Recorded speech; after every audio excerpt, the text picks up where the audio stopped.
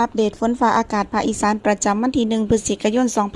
2568 มีเรดาร์ออกมานำเนาะพี่น้องเนาะก่อนจะไปรับชมรับฟังฝากทุกท่านกดติดตามให้เด้อขอบพระคุณหลายๆไปรับชมรับฟังกันเลย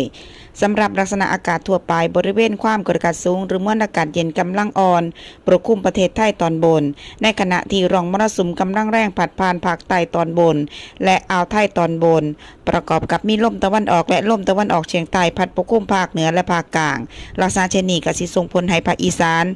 จะมีสภาพอากาศเป็นดังต่อไปนี้จ้าโดยภาคอีสานจะมีฝนฟ้าคะนองประมาณ60%ของพื้นที่และมีฝนตกหนักบางแห่งเน้นหนองบัวลำพูชัยภูมิขอนแก่นมหาสารคามโคราชบุรีรัมย์สุรินทร์และศรีสะเกษอุณหภูมิต่ำสุด 23-24 องศาเซลเซียสสูงสุด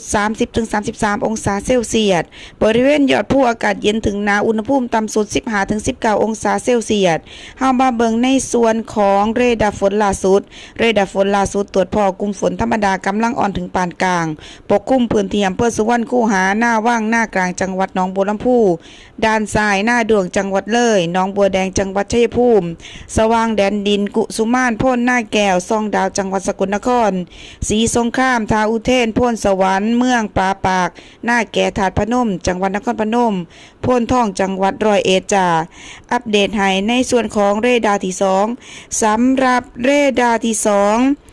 ตรวจพ่อกลุ่มฝนอ่อนอยู่ที่บริเวณอำเภอโพนทองจังหวัดร้อยเอ็ดปทุมราชวงศาจังหวัดอำนาจเจริญตะการพืชผลกุดเขาปูนโค้งเจียมสีเมืองไม้พิบูลมั่งสาหารสิริธรนามยืนจังหวัดอุบลราชธานีกันทรักจังหวัดศรีสะเกษท่าตูมจังหวัดสุรินทร์คลิปนี้แอดมินลาไปแล้วพบกันใหม่คลิปหน้าค่ะขอบพระคุณหลายๆที่รับชมรับฟังไปแล้วค่ะสวัสดีค่ะ